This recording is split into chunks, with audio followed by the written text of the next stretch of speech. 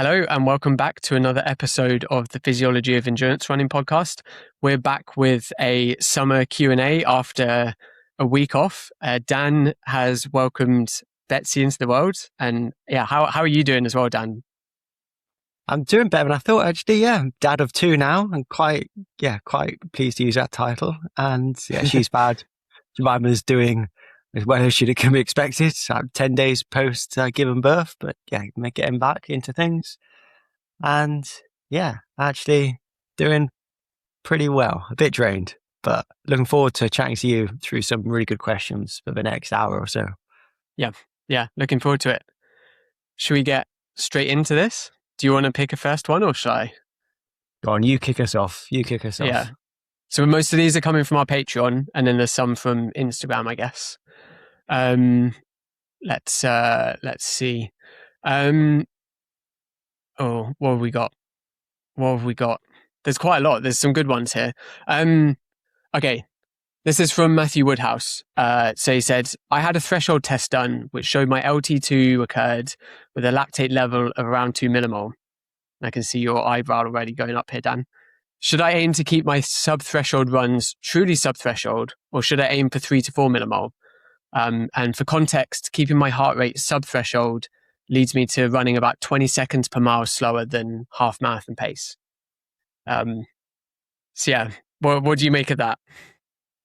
Right. So I think the first big red flag for me is the fixed lactate number and the fixation on that. And this is really common. People will want to know in their test, or what lactate concentration were the inflection points? Where was my LT1 and LT2? Not in terms of heart rate or speed, but in terms of the actual absolute lactate number. And I think the theory is, I think the thinking is, but then when they're doing field testing themselves, they need to target those numbers. So say your LT2 came back as 3 millimole from your lab test. They then go, well, if I want to keep it sub-threshold, I need to be under 3 millimole, so that 2 to 3 millimole range. But it's going to be so variable day to day, depending upon, primarily what you've eaten and your activity levels. So if it's your second session of the day, for example, in the double threshold mode of training, your lactate levels will be lower for a given pace in the second session versus the first session because your glycogen depleted. Lactate is a product of burning carbohydrates. And so if your glycogen depleted, you produce less lactate. And that tells you nothing about how hard it is. It's just a fact that you are relying less upon carbohydrate metabolism and more on fat metabolism. So I would not really pay too much attention to the absolute lactate numbers. I would more use you can still use it as a guide, obviously, right? But it's not the be all and end all. 2 millimole was going to mean slightly different things on different days, depending on the context. So I would use lactate, but also use heart rate and effort to help, and pace to help guide the intensity, but also just look at the trend of the lactates over a session. So if it's nice and stable and you're doing 5 by 6 minutes and the second reading is 2 millimole and the fourth one is 2 millimole, great, you're stable, you're sub-threshold. But if it's going 2, 2.5, 3, 3.5, 4 throughout the session, then you're not sub-threshold. By definition, lactate is climbing, you're not in a steady state. So look at the trend in the lactate over the session rather than the absolute value. Trend in lactate.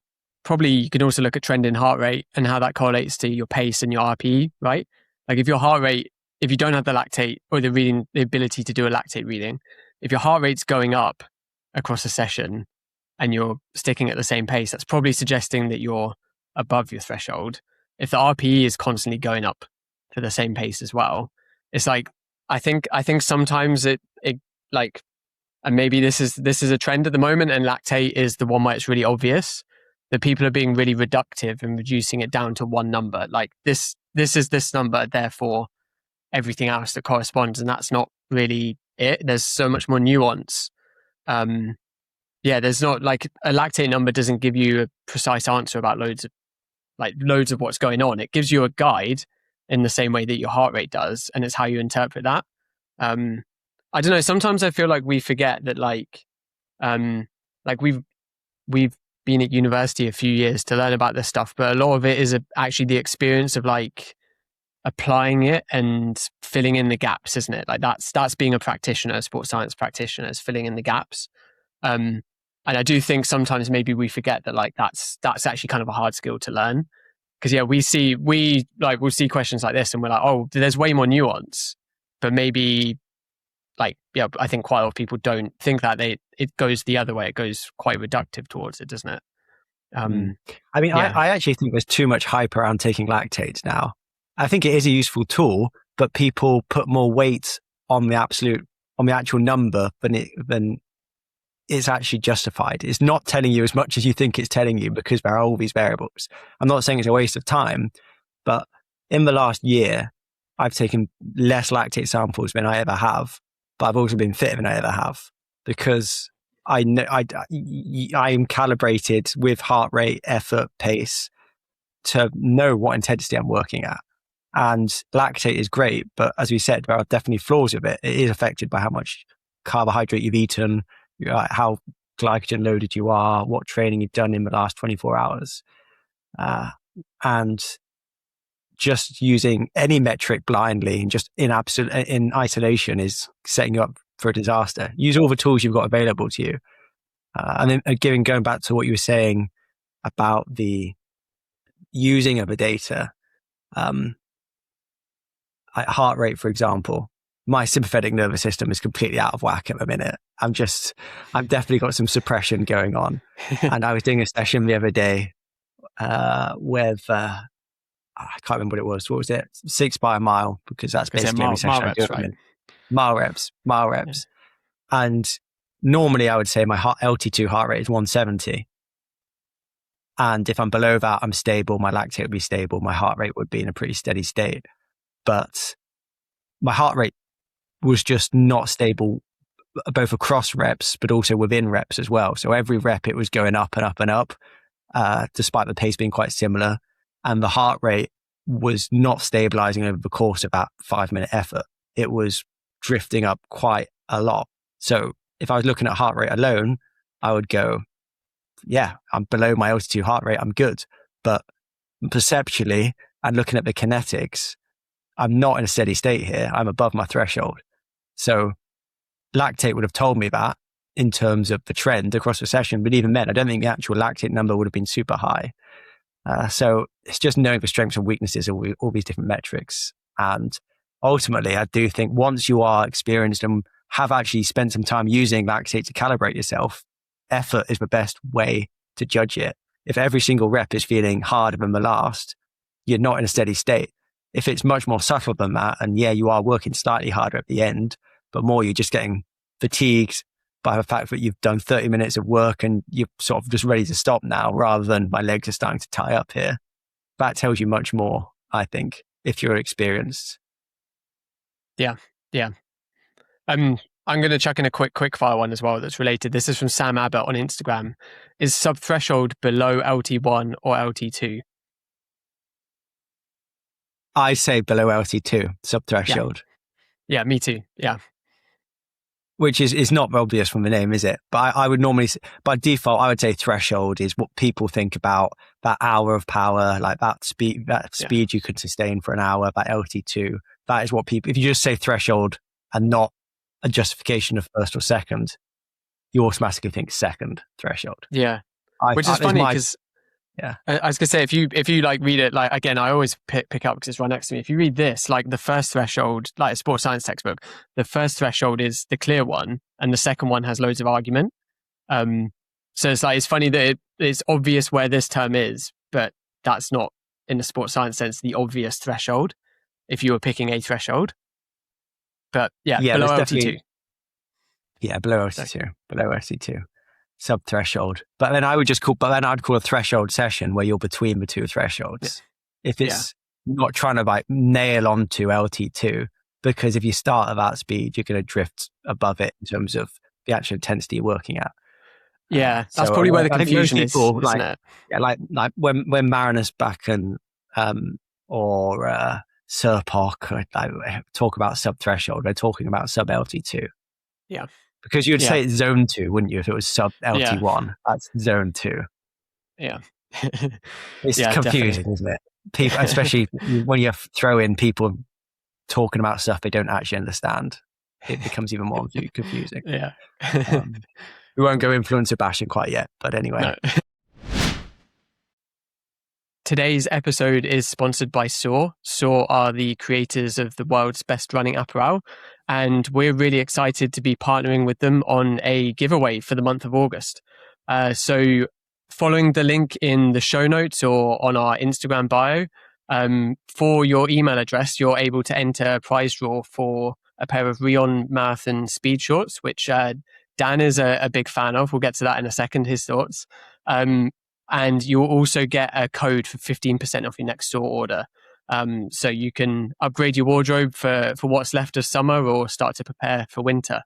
And yeah, at the end of the month, one entrant will be selected and will be sent a pair of the speed shorts, which Dan, I believe you wore them in Seville. Do you want to give your review of them?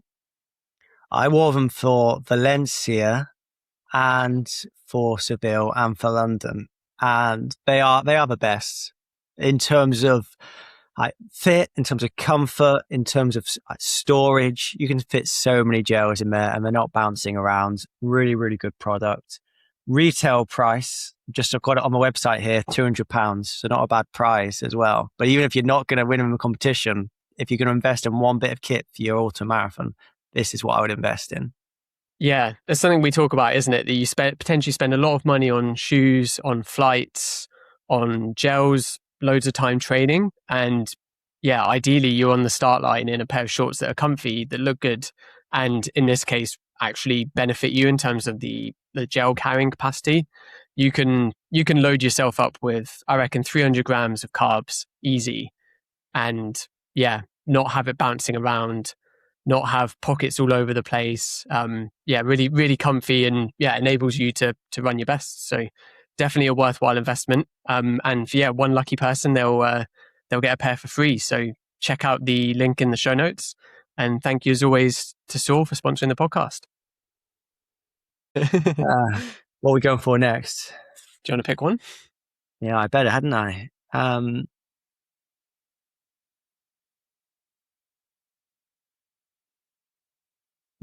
like this one from Ben. Would you rather get physiology testing done at the beginning or end of a marathon block?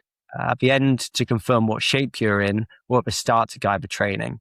If the latter, how much realistically can be improved in, say, 12 weeks? What do you reckon for that? Yeah, so funny. So I really like this question because I'm getting this question a lot. I guess I don't know if this is a soft launch, but we're relaunching the testing service at Cardiff Met. So if you'd like to get tested, get in touch. We'll sort that out. And this question's come up. I've probably answered this about 5 times in the past week, of like when to get tested around races. I think earlier the better because it just gives you more actionable data. Like I feel like for most people, and I realize we're maybe not most people in terms of we have access to be able to do this more often, and you have a huge data set. But I think for most people, you're maybe getting this done once a year. So, and you're probably using it to answer some questions, or it's potentially going to have some impact on your training. So if that's the case, why, if this marathon is your A goal for the year and you can go somewhere and potentially make that training better towards the A goal, why would you not do it, as early as possible? Within, if you're really unfit, then maybe get a few weeks of running in. But yeah, I would say the earlier the better because it gives you more time to actually work on the data. Like if it says that where you've been running your threshold sessions is like you should be 5 BPM slower, that's going to have quite a big impact across a marathon block. So I think the sooner the better. Yeah, I mean, like you said, we're lucky in that we can pretty much get tested whenever we like. And I would historically try and get tested at the start and the end of a block. But definitely the earlier the better, because the biggest impact of physiology testing is on the training. It tells you accurately what your zones are, with the caveats we've just spoken about, that they are going to vary a little bit day to day. but also more importantly, what is your profile like? In terms of like the main determinants of performance, VO2 max, thresholds, and economy, where are your strengths, where are your weaknesses, and then you can cross-reference them with where do they need to be to achieve the marathon goal or whatever race goal that it is you want to go and achieve. And as you said, Owain, the earlier you do that, the more time you've got to really target those adaptations and also have more of a periodization in it. If you've come back and actually your VO2 max is limiting you, but you've only got 10 weeks to your marathon, you're not going to go and do a load of VO2 max type work because that's just not specific. You might get fitter, but you're not spending time at VO2 max really that much during the marathon. You are just going to have to do specific work when you're into that sort of window. Whereas if you've got 20 weeks, then you can go, oh, actually my VO2 max is a bit low. Let's get that a bit higher before we start the marathon specific work to make sure that my thresholds are in a good enough place and I'm durable enough to get through 42K of running. So the testing at the end, yeah, I think that's nice to see how the block's gone if you've tested at the start. But even then, using it to predict performance, I would prefer to look at training data than a single test in isolation. I've got a whole catalogue of tests I've done before different marathons, and that becomes more of a useful tool because I can look back and say, okay, this is where this test ranks in terms of all the tests I've ever done, where my thresholds sit. And this is the marathon was off the back of this test and it's looking pretty similar. So I can say, well, I'm slightly better, worse, whatever it is versus 2018 when I ran 218 or whatever I did that year. So whereas if I haven't got that catalog, I prefer just to look at your big specific sessions and go, okay, how hard did that feel? How stable was my heart rate? Do I feel like with a taper and a carb load, I could run a little bit faster or a bit further?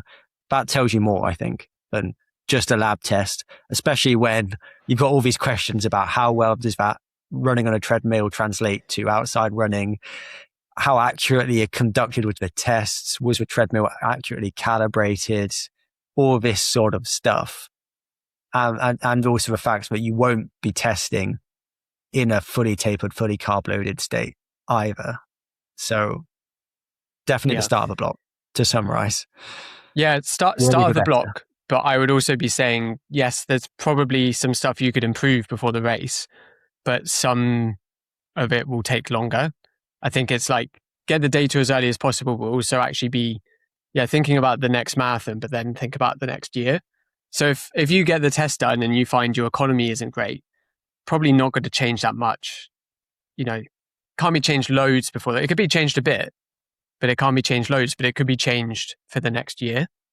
And the more time you give yourself to do that, I think the better. Yeah, I just following on the last point from Ben's question, like how much can you actually change in 12 weeks? I would say quite a lot. I mean, I've gone from very unfit to PB shape in 12 weeks. Or not very unfit, but nowhere near PB shape to PB shape in 12 weeks. And if you look at so many of the training intervention studies, things like if you're putting a new stimulus, like you've never done strength training before and you start doing strength training, you probably are going to see a 3 or 4% shift in your running economy. Or if you've had a big increase in your training load, you are going to see changes, which will be reflected in a physiology test. Otherwise, you just wouldn't bother doing a marathon block, would you? You would just go straight from your normal training into running a marathon. Yeah, that's a good question, I thought. I'm going to combine two. So the first part is from David Roger, and it's about baths for heat training, and he's asking for the dose progression. So times per week, duration per bath, and temperature. And then from George, he said, so it sounds like he is already doing baths. He says, after hot baths, are we showering again as I keep on sweating? So we'll tackle those both, I reckon. I think with the baths, it depends on where the end goal is. So if you're talking about using it for a specific race and you're 5 weeks out, then you probably need to be doing it 4 or 5 times a week for sort of 30 to 40 minutes. And I mean, in the research, the temperature is like 40, 41 degrees in the bath. It might be if you adapt really well, then you increase the temperature a little bit if you can. If you're doing it longer term, I think we sort of came to the conclusion that like 3 times a week was probably a sustainable amount. And yeah, probably the same amount of time, like 30 to 40 minutes, I reckon. And yeah, that 40 degrees again. Yeah, sort of conscious that you can probably overdo it, especially if you're trying to do it longer than 5 weeks. Like 5 weeks, 5 times a week, 5 weeks is probably like the max you can do it. Maybe 6 weeks, and then you're just fed up with it. Never want to see a bath again. So I think it depends. For David's question, it depends on where the end goal is, where the end goal of what you're using the bath for is. And then George's bit about showering, you just got to turn the cold water on as long as possible. But I had it when we did that study, and then I was going to lectures, and I would stand in the shower for 5 minutes, like cold as possible, and then get changed, go to the lecture, and then still be sweating. And there's just nothing you can do, unfortunately. You're just it's a natural reaction, isn't it? It's your body trying to cool your core temperature is still going to be up. So unless you ice bath, there's probably not much you can do. Yeah, you've drastically increased your core body temperature. And obviously the core is the core. It's not superficial. Like your skin will cool down very quickly. But if you've been in a hot bath for 40 minutes, it's going to be into your internal organs. That heat is going to be very deep within the body. So a 5-minute shower is not going to do it. And it's probably also a more sustained response. Even once a core body temperature is down, the stimulus for increasing the sweat rate is still going to be turned on. It's going to take a bit of time for that to switch off. I think with the heat training, though, it is a good question. How would you periodize it? And reflecting on when I've incorporated it into a training block, it does take a lot of time. It is stressful. I think it does hamper recovery for most people because they end up doing it in the evenings after a training session, and then you are just going to bed later. You're probably going to bed dehydrated, and all of this is going to have a knock-on impact.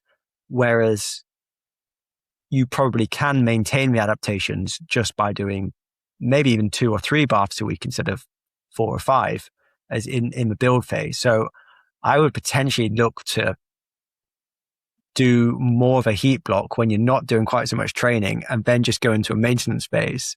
And maybe you do a top-up week every 4th or 5th week or something, because there is going to be a limit to how much you can increase your blood volume. It's not like you can just hot bath indefinitely and the blood volume is going to keep going up and up and up. And that is the stimulus for the hemoglobin increase, the blood volume. So actually, once you've got it to an optimized place, just go into a maintenance phase, for me, makes sense.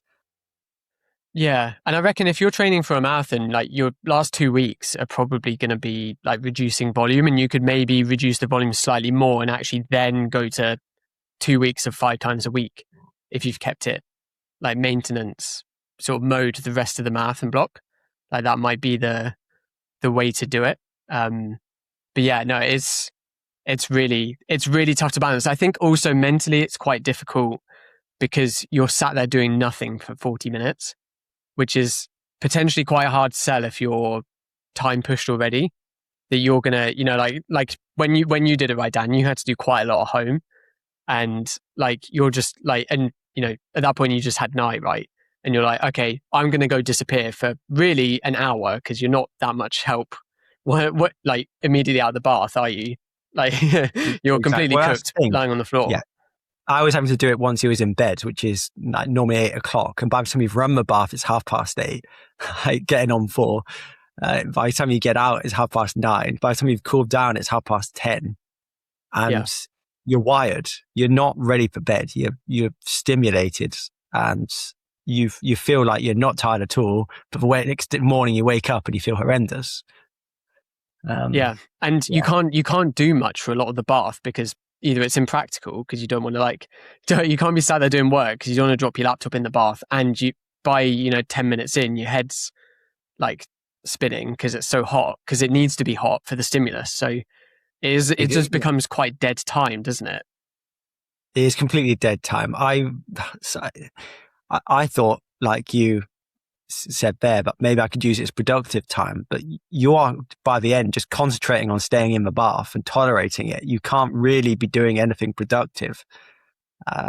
It's it's a big time commitment. But if I was a Yeah. pro athlete with all the time in the world, I'd be doing some form of heat training all Yeah. year just to maintain. You could do it, I think, 3 times a week in a sauna, in a hot tub, in a bath. That would have real gains. And you're then not going to get caught out if the weather suddenly turns and you're racing when we've all been there when we've done a cross country race and it's been 5 degrees and suddenly it's 20 degrees because now we're racing in March, April, and the weather's suddenly got nice. Or a London Marathon in April when actually it's been freezing cold and suddenly it's in the 20s. Yeah. Just not acclimatized to it. So we're also grateful for the support of Currents. If you are a runner focused on the finer details of performance, recovery, and long-term health, you want to know more about Currents, a new powerhouse in polyphenol nutrition for endurance athletes. Currents is a New Zealand blackcurrant extract that's been recognized as the European Sports Nutrition Product of the Year, and it's become a favorite among runners of all levels, from everyday marathon runners right through to elite ultra-endurance athletes. Backed by over 60 human trials, Currents has built a reputation in the running community for its broad-ranging research-led benefits. It's trusted by athletes who put their bodies under serious stress, including World 24-hour champion Sarah Webster. I used it myself in the run-up to my 2:11 marathon PB in Seville and genuinely felt a difference in my rate of recovery and consistency in training. Currents is easy to use, batch tested, and suitable for runners across the spectrum, whether you're training for your first 10K, chasing a marathon PB, or pushing the limits in ultras. To receive 15% off your first purchase of Currents, use code physiology15 at currents.com. Anyway, let's move on from that one. I've got a one from Alex Hope here, and a bit of a fun one he's put down. Sort of a hypothetical. So if you were training for a marathon and had to train 100% sub LT1, so all of it, zone 1, zone 2, easy running, what time do you think you could run the marathon in, and how much volume do you think would be sustainable, assuming you had unlimited time? In contrast, assuming all training was between LT1 and LT2, so all threshold training, other than a minimal warm-up or a recovery in between reps, what do you reckon you could run for a marathon? I think faster with threshold training. You reckon faster with threshold training? Yeah, because I think you can still do quite a lot, like literally just above LT1. Like you could probably do hour and a half, 2 hours. But like not every day. you're probably gonna that's maybe it's, I don't know what the balance would be. Like would you do every other day, or would you you could probably do block periodization, like sort of cycling style, right? You could do 3 days and then a day off. So I think you would run better on the sub LT1 because you could just accumulate more load. Like if you've got unlimited time, you're just going easy. And actually, if you can go up to LT1, that's still a reasonable intensity, just below LT1, assuming you're reasonably well conditioned. So you could do 14, 15 hours a week of training, probably more than that if you're just keep really controlling the intensity. Whereas if you're doing the threshold stuff, I can't see you being able to average more than an hour a day. So you're doing 7 hours and you're going to be cooked. So you're not really going to be able to do 7 hours, because I think you are going to have to do something like you said, where you have a day off. And I've got a bit of evidence here in that what year would it have been? 1 year I'd hurt my knee. So I couldn't do any intensity, but I could run easy, and I could do hill sprints as well. So I was doing basically just easy running, and I was doing like 10-second hill sprints twice a week. So that was the only intensity I was doing.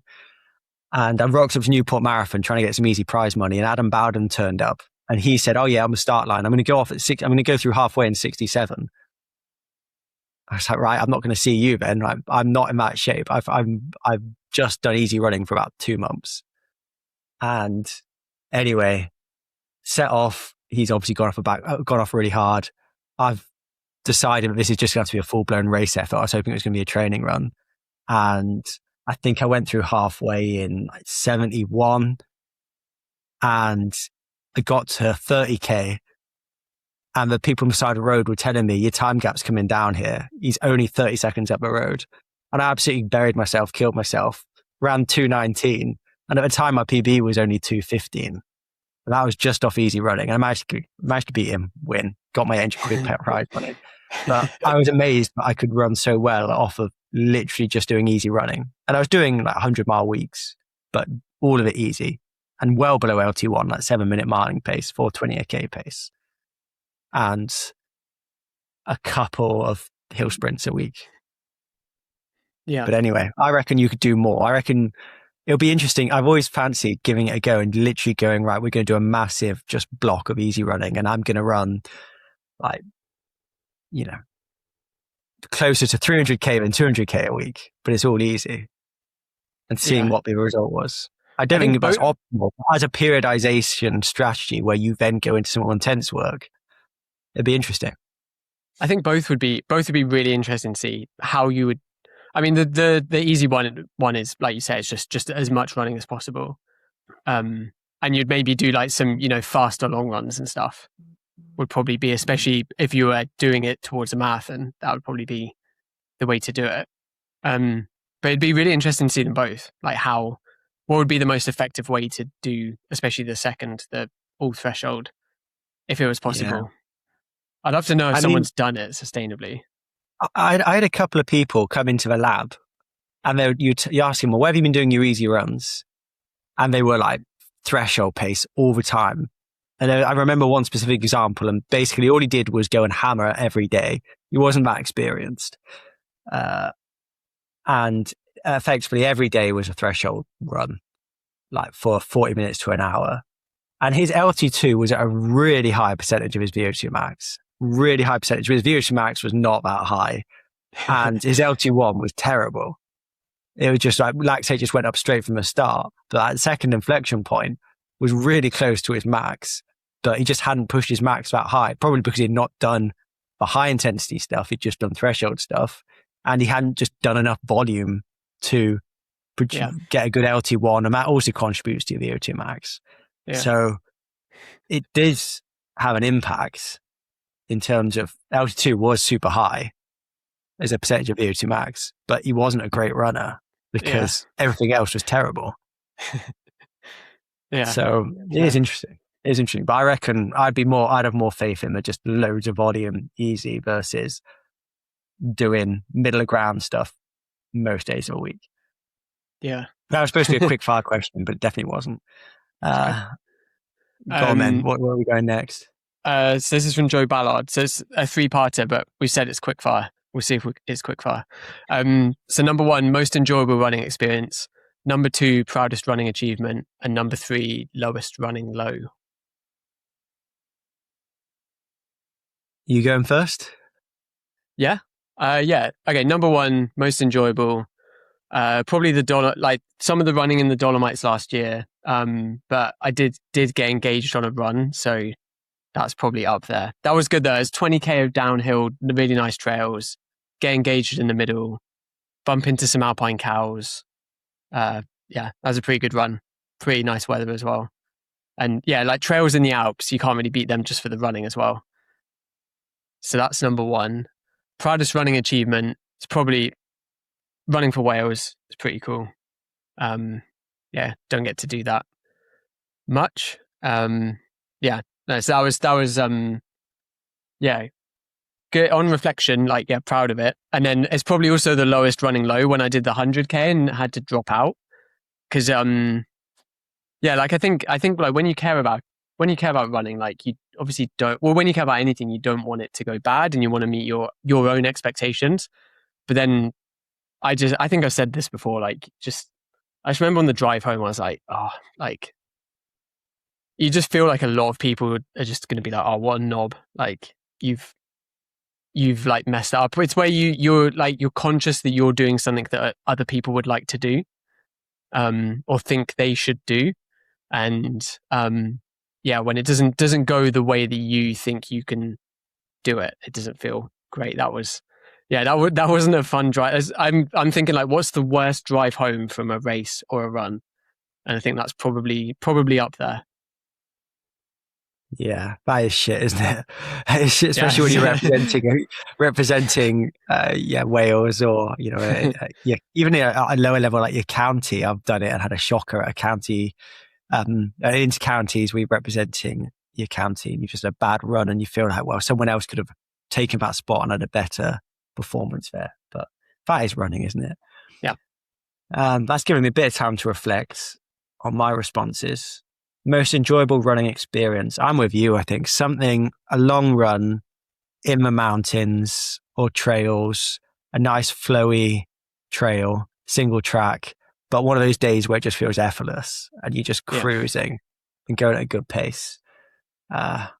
Something along those lines. I just like a solid effort long run as well. I think that's fun when it's just, sub LT1, you're going at a good pace, but you feel good. It's just one of those days where everything clicks.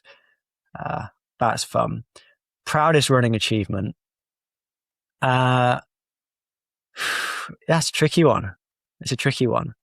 I mean, I think the one I was actually proudest, I don't think it's my best achievement. Well, it's not my best achievement. One of the proudest was the Valencia marathon I ran the year after Nye was born. So it was the first time I ran Valencia. Nye was 18 months old and I had been terrible for 18 months. I'd just been awful. I'd done a couple of marathons. I'd run like 2:19 and couldn't put any training together. I've done some pretty awful 10Ks and everything just seemed to click in the month before Valencia, and I ran 2:15:16, which was only a 16-second PB, I think, but it was a PB. And at that point, I thought I would never PB again. I was like, this might be it. This might be it. I might be a 2:15:34 guy forever. And that's my limit. I just can't juggle training with working, being a dad, and just life in general. But that was, I crossed the line and it was just pretty emotional there. And I was like, you did it. You did it. You did everything. Because I've always been one of these guys where I want to do everything. I don't want to compromise. I want to be a good dad and work and be a great runner. And so I think that's most proud in terms of, the whole block, just doing everything and overcoming everything to going out and put a really good performance. And I'd actually rank that as I was more satisfied running that than I ever have been after any other marathon. Like when I ran 2:11 in Seville, when another highlight would be 50K world champs in 2018, I want to say, maybe 2019, maybe a bit later. I can't even remember now. I got the bronze there in the world champs, and that was pretty cool. Lowest running low. Probably more recently running a really bad 5K on the track and just being terrible. That was pretty bad. Just being absolutely terrible. I think if I had to pull out of some teams, I think I'm pulled out of London Marathon, didn't I, a year ago with a knee injury, and I was pretty gutted about that. And I was cross training for ages, so it just wasn't fun anymore. Just being injured for a long period of time, isn't it? Yeah. Not great. Another not quick fire one. There we go. Let's move on. Yeah. What have you got? What have I got? Let's go for another quick fire one. Is the king back? Jakob Ingebrigtsen 5K final. Did you watch that race? I watched the last K. I watched the whole thing. It was so good. Yeah. It was so good. I was pretty surprised that he ran that. I mean, I think I'm going to reserve judgment on if he's back or not, depending on how he does in the 1500, because he's always been a better 5K runner than a 1500 guy. But he's definitely in a good place, and a better place than he was when he tried to come back for the World Champs last year. That was a very impressive 5K finish. So I think it's good for the sport if he's back. I think that narrative of Kerr versus Jakob is good, and I like him. I like him. I think people say he's arrogant, isn't he? But I think he's just Norwegian. I think he's just Norwegian, and that's how they come across. Yeah. Just full of. They're just very literal, aren't they? Full of confidence. I think also I appreciate that. Well, I mean, I guess it's enabled by the other people in the field, but he has a plan and like sticks to it, and it's a plan that plays into his strengths. And I sometimes think that people don't do that, and then sort of wonder why. Wonder why they didn't get the result that they expected. Maybe that happens more in like road races and stuff. But yeah, he knows how he can win a race. And I think most of us know how he's going to win the race if he's going to win it. And no one seems to really try loads to stop that happening. At least, historically. So yeah, I thought it was good. Yeah. Like the finish, that last, 80 meters for him, wasn't it? Was, pretty unreal. It was like we'd gone back in time 4 years. He was just indestructible again. I enjoyed. That was a highlight of the Europeans for me, I think. Certainly one of them. Cool. What's next? What are you going for? Another quick fire from Insta. So there's a few people asking about this. So I've combined the questions. So Razzle Dazzle, Thierry Training, Tina Block, they all asked about peptides. I think the summary was like any thoughts in general. They named a couple. You got any thoughts on peptides? I meant to look this up beforehand, but peptides are banned. So are they not? So I looked up earlier. So the only research is in rats, rats and mice. There's no human research in terms of whether they work or whether they're safe. So, they're banned because they're not proven safe, let alone whether they work. I mean, I'm sure there's some influencers that can give us some insight about whether they work or not. I think there's a few people experimenting. I think you're probably pretty stupid if you take something that's not been proven safe for human use. Yeah, I mean, peptides are basically a chain of amino acids, and they can be the precursors to hormones, which is on the banned list, basically. If you can, a hormone or a precursor to a hormone, you can't take that. So it makes sense that it's banned, even if it's just from a safety point of view. It's becoming, there's just not much evidence for them, like you said, from what I've seen. I haven't looked into it into great detail because I'm on the working under the assumption that they're banned, which I should probably go confirm. Come back to your Mal one at the end of the show, and we'll see if I can do a bit of digging in the meantime. Yeah, but I mean, like, oh, sorry. Yeah, amino acids, you can take them because they are the building blocks of life. You can get them in foods. All of them. It's about 20 or so, and they're either essential or non-essential. And those are the building. You link amino acids together to make a peptide chain. You link multiple peptides to make a protein.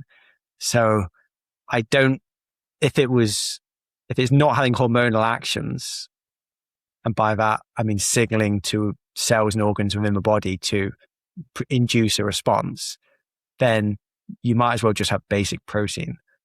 But obviously you can tell I've not read up on this topic too much, but I've basically dismissed it. And because also the people you see taking peptides are just not my role models, inspirations, and there's a lot of just not. Yeah. I've not known any elite athletes come out saying, "Oh yeah, I'm taking peptides." This is what we also are doing a really bad job of it. So maybe we should just move on and say, you know what, don't really know enough about this to talk about it. Yeah, I mean, we want to do an episode or a couple of episodes on doping, so I'm sure we'll cover it. I think I had this on a podcast as well, and I just looked it up. The pharmaceutical companies spent 500 billion last year on research. A lot of that's going to be on things like the GLP-1 agonists, right? But I think if they worked, there would be so much investment that it would be quite fast moving. Like, you think how fast moving Ozempic's been and those other, the GLP-1 drugs.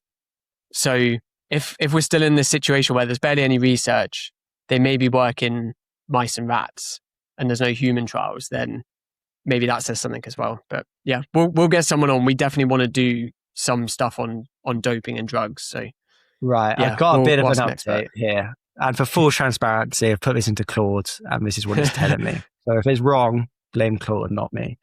But it makes sense. So some peptides are banned, others aren't. So banned ones are basically peptide hormones, growth factors, or mimetics. And by that, it means it simulates or replicates the actions of a hormone without being a hormone. So if it's a similar structure to a hormone, that can be enough to signal a response within the body.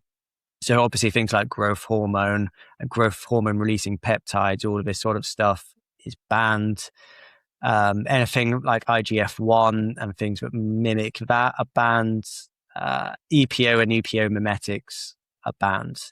But then there are peptides that are currently not banned, but I think probably will be at the minute. And a lot of them are these GLP-1 agonists, which I think will be banned on safety, like you said, rather than on necessarily the linked performance enhancement. And how it works with WADA is you've got 3 criteria it needs to meet. It needs to either be performance enhancing, not safe, or against the spirit of the sport. So even if something isn't technically on the list, if it can fill those 3 categories, you can get serve a doping ban if you get caught with that in your system. So I'm not touching it. Is basically what I'm saying. I'm not touching it. We'll try and do a bit more of a specific episode on that at some point. I think, like you said, a doping one. It's just been hard to find an expert, isn't it? So I know you've tried. Yeah, I've tried it. Yeah, I think people are really cautious about talking. I'm reading a good book that's just come out by James Witts, who's a journalist, but like he's literally citing papers in the book about doping in sport. So it's a good place to start. I think there's a chapter on peptides, so I haven't quite got there yet, but yeah, we'll get someone on. What have you got? All right. Let's get some more. We need to get the Patreon ones done, definitely.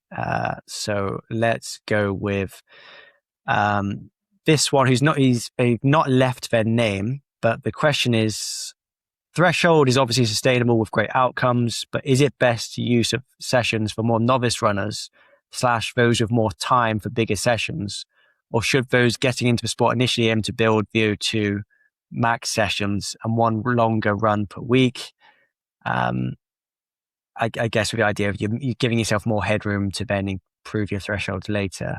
My club does the same session for everyone, e.g. 6 times a K, which leads to the quickest doing VO2 max and the slowest runners doing more threshold-based sessions.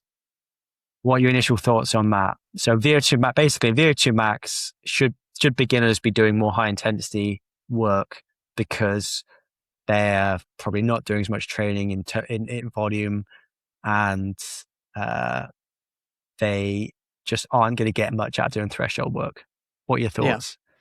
Yeah. So I had this discussion with Rachel, my partner, yesterday, because she did a session yesterday with some friends that was mainly threshold, and she said to me, "Well, I'm doing one session a week, and I'm doing 50K a week at the moment. Like, is threshold the best thing for me?" And I think like just sort of discussing, thinking aloud, I sort of came to the conclusion that probably actually for someone like that, maybe a bit of a blend of a session might be the best. So maybe you do the first half at threshold, or threshold intensities and maybe like longer reps, and then you get a bit faster. So you're just getting a bit of everything. Because I think we're thinking about that where you are, where you have more scope to recovery because you're maybe running 4 or 5 days a week, and you have sort of 2 or 3 days off. You then have the scope to run at a higher intensity. Whereas if you're running 7 days a week and maybe multiple times within those 7 days, then you have a lot less scope to run higher intensities. So you use the longer duration, slightly less intensity to try get a similar signaling. So I think that's what I thought. I think at the same time, if you're just getting into the sport, you should probably just do what you find sustainable and enjoyable. Like if you really don't like doing 30 minutes of work at an intensity that maybe doesn't feel interesting or great because you're quite new to the sport, then maybe actually, yeah, like doing 4x4 minutes might be more enjoyable. And then as you increase volume and get into the sport more, you, yeah, increase the session length. And it might be the other way around, that you don't enjoy really high intensity sessions. Yeah, I mean, looking through the lens of junior athletes, they are not doing big threshold sessions. You're not going down to a club and seeing under 15s doing 6x5 minutes. They are doing max of 15 minutes worth of work, max, and often like 10 minutes of work in a session. And I'm not saying but actually, kids are pretty injury resistant. They haven't got the training volume behind them. So I would, in counter to your point, Owain, I would say, firstly, does a beginner need to be going to just smash themselves on their club session to see improvements in performance? You probably don't need to work as hard to get a stimulus. Maybe the elites, actually, they've been doing high volume work for a long period of time. They need more intensity to continue to see improvements in performance. And also from a safety perspective, how well is someone who's only running 3 or 4 days a week going to tolerate a hard VO2 max session structurally, but also metabolically, in terms of their nervous system, versus someone who's actually got a big base of endurance work behind them. So I think there's definitely a place for some more intensity in a program, and you definitely can compensate by doing higher intensities if you're not doing as high a volume program or haven't got as much time to train. But there's a sweet spot, I think. And what people think is VO2 is normally way in excess of what they actually need to be doing. Just probably doing some LT2 plus sessions. So you're spending some time above threshold versus thinking about it as, I'm going to work as hard as I can in this 6 by K session. So again, I mean, the example with Rachel, right? She did 5x7 minutes, and the first 4 were like looking at her heart rate after were below LT2, and then the last one is just above. But at that point, you've already done almost half an hour's worth of work. So to do a 7-minute rep, you can't really go loads faster, but she's just going over LT2. So that's a bit of threshold and then a bit of threshold plus is the new term, isn't it? Which I think would probably be the way to do it. I think I think you do want to do a bit of more intensity in there, because also maybe 2 more. It is the less well trained you are, the easier it is to get to your VO2 max. Is my observation from testing people, and it makes sense because if you are a really well trained runner, your speed at VO2 max is really high, and you're recruiting almost all your muscle fibers, and it becomes much more peripheral limitation than a cardiovascular limitation. I find it really hard to get my heart rate really close to my max and to produce high lactate numbers and get my VO2 up to VO2 max. Whereas when I've tested sprinters and done VO2 max testing with them, they find it super easy to get to VO2 max because they can just do so much more work above VO2 max. And it's the same for people who are not that well trained. Their sprint speed is way in excess of where they're getting to at the end of a VO2 max test. Whereas for me, I'll finish a VO2 max test and I'm running, if I'm in my lab at Cardiff Met, don't know how well, I think it's pretty well calibrated treadmill. I'll complete 23 kilometers an hour every time. But if I was going to do a minute flat out, I'm probably only running 24k an hour. So I'm nearly there at the end of a VO2 max test, which is not true of people who are less well trained. Generally, their sprint speed is not their limiting factor. They can actually put out much higher force outputs, but they're limited from that central cardiovascular capacity. Yeah. I don't know. That's probably not answer your question, but that's my take. Yeah.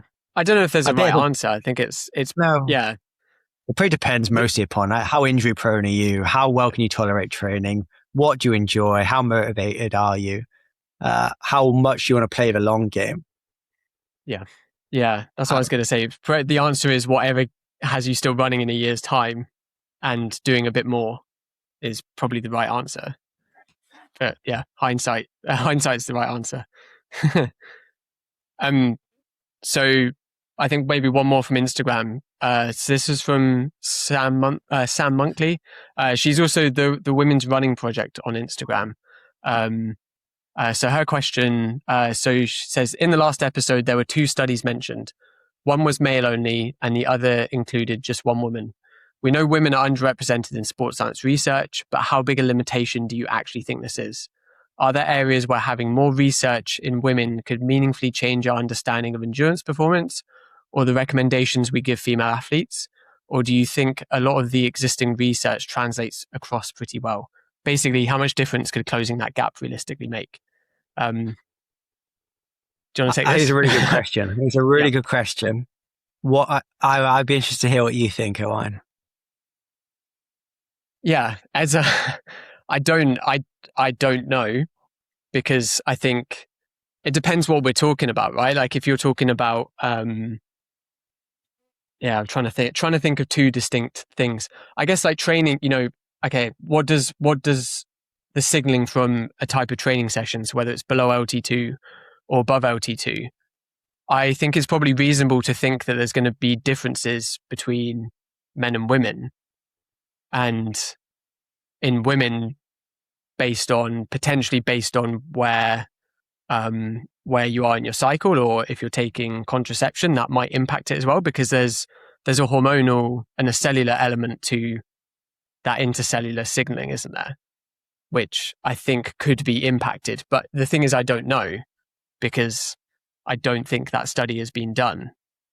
So then do you say, if you get asked that question, do you say, I don't know because the study's not been done? Or do you say, well, we know in this group, which is almost all men, and it might be the same? I think that's, and I think you can end up in a situation where you almost don't know what to say, because both of them are reasonable answers. I think. I think in a lot of areas it's a really big limitation. And I guess the other thing to maybe say, like, we can speak as 2 people that have done research and recruited participants, and I know that I was like very conscious that I wanted an equal sample, and I wasn't able to do that. And I like feel a degree of frustration at myself for not being able to do that. But you try to do the best you can. And when we talk about research and talk about doing it, like we do mention how much goes on in the background. And yeah, you're trying to do your best with like 20 different things that you have to try and control as tightly as possible. And yeah, it just ends up being one of the things where you're like, I wish I could do it again and do it better. But yeah, I guess what I'm trying to say is, like, I get, hopefully I've got something being hopefully published soon, and the sample isn't equal. I wish it was, but yeah, you try to do like the best you can to then answer the question, and you, yeah, I don't know if I've made a point there or not, but I think it's that I'd say most people are trying to do their best and trying to close that gap, I think. And there's definitely some like really specific efforts to do so. But it's also undoing decades of research, isn't it? Yeah, it's a tricky one. I mean, my take on it is, firstly, obviously we should do more research, including women-only studies. But actually, I think more importantly than women-only studies is doing men and women together a 50-50 split. So you can, with enough enough participants to really tease apart differences. Yeah. However, we have got 46 chromosomes, and men and women, I have 45 that are the same. Only one is different, which is the XX and the XY. So I think we're actually we are obviously more similar than different. there are going to be subtle differences, but most people are going to respond similarly to training, strength training, etc. Of course, there are differences, but I think a lot of it is, I don't want to say overplayed because we just don't know. But my expectation is that you're very unlikely to get a response that is different in men and women. It's more going to be the magnitude of response to a given stimulus, so whether it be or an intervention, say strength training or plyometric training, interval training. There are most likely differences in response between the sexes, but it's more going to be about magnitude of response versus the on-off. Like men have a bigger capacity to put on muscle mass than women because they have higher testosterone levels. They just have more mass in general, so they can add more muscle mass than women. But women still respond to strength training. It's not that they don't get stronger. And it is hard to do really good quality research on women because to do really good quality research, you need to control things like what stage of a menstrual cycle you are at when you do the intervention. You then need to take into account the different contraceptive measures that they may or may not be taking, because most people, most women are taking some sort of contraception or using contraception, and some of it may be hormonal, some of it may not be hormonal. And all of this really reduces the number of people or participants that you can include in your study. Or and the other in the other option is to just have loads of different groups, which are women of different subsets, depending upon if they're taking the contraceptive pill or if they have a hormonal coil, or they have a copper coil, for example. And all of this just makes it really hard, especially when most research is done on university students. And women are unsurprisingly underrepresented in the cohort of sports science undergraduate students. There's more men than women, which is wrong, but that is just the way it is. So it becomes really, really challenging, I think, to do a good job. And like you said, Owen, I think there's a lot of people who want to do really good work, but it's then how do you make it not just token? And we've included some women in the study, so we're done. We've ticked that box. Yeah. To really do it well becomes really, really difficult. In my PhD work, I had about 30% women, and I was collecting data on menstrual cycle periods, what phase of a menstrual cycle they were on based upon their subjective feedback. But to really do it properly, you need to give them all kits to test their hormone levels. And that's intrusive. It's really expensive. There's just so many barriers. It's not just, do more studies on women. That's not enough. Or include more women in your studies. That is not enough to do it justice, which is where the barrier comes, especially when funding for doing any studies is way harder to come about now than it was 10, 15 years ago. For example, in the UK, there used to be all this EU money that you could tap into. My PhD was funded by EU money. We can't get that now. And so that's had a knock-on effects on the quality of research that can be done within UK institutions. Yeah, I'm probably getting a bit too political now, and I'll shut up. But no, but I'm in that situation. I'm trying to piece together funding, and there's whole funding streams that have gone. I think that's more wider topic. There's a big, I guess you'd call it brain drain, but research drain in the UK in terms of funding as well. Like you said, when the study that I'm hoping to get published was a master study, which isn't necessarily normal. Like normally you'd have a bit of a different budget. And to be honest, I don't know where some of the money for some of the stuff came from, but the kits that we needed to test the blood samples cost like thousands of pounds. So that was the budget gone. The budget that I didn't really have anyway, that the university sort of paid for. That was where the budget went. So then we used evidence-based ways of assessing where female participants were on their menstrual cycle, but it's not perfect. And that might be something that comes back in the peer review process of this was not good enough. But then it becomes a case of, well, we just can't do the study at all then.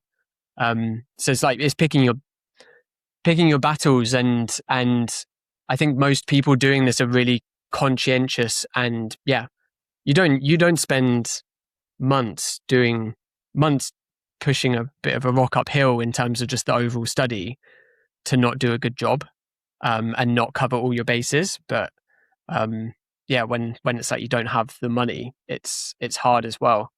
And then I guess in terms of the part of the question was about like yeah, like training and training advice.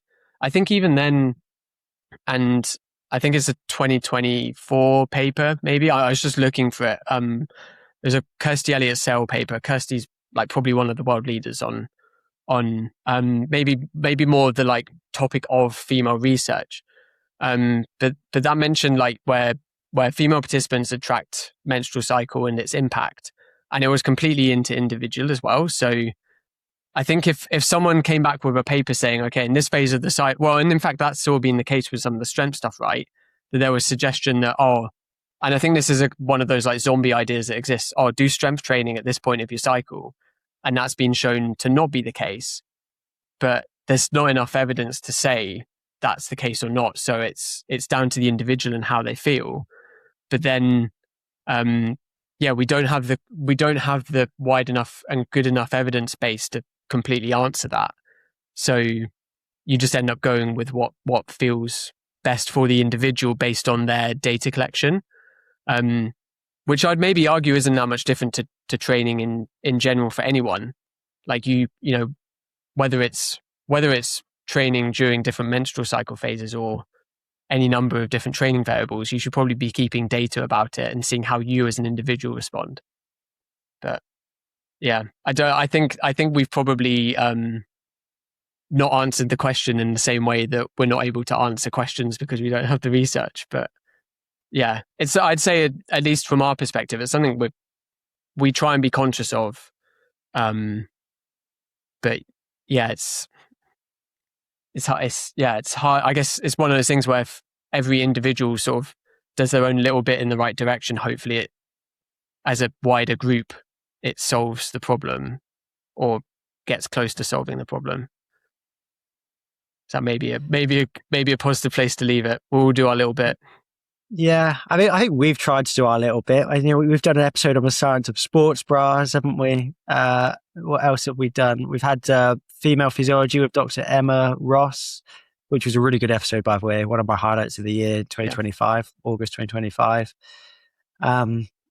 It's just postpartum running with Megan as well. Of course, yeah. I think we've, and it's sad because we know that when we do those episodes, they're not going to get the same listens. They just don't, because 50% of the population just switch off. Although we do say, I think we said at the start of all of them that like, okay, like guys, this is about women in sport, but you all know, you all have women that are close to you in your life. Like it's important to understand each other as well. So yeah, but yeah, like you said, we'll keep covering those topics as well, because as practitioners, they're interesting and relevant and worthwhile to us as well, and worth discussing. Wrap it up. Thanks for submitting every questions, everybody. It was a really good collection there. Yeah. And apologies if we didn't get to you, although there was only literally, one, two, three, only a handful of questions we didn't manage to cover. But I think it's time to call it a day. Yeah. Catch everyone next time. Yeah, catch you next time. Have to think of some topics now, haven't we? Yeah, we'll come back with something good.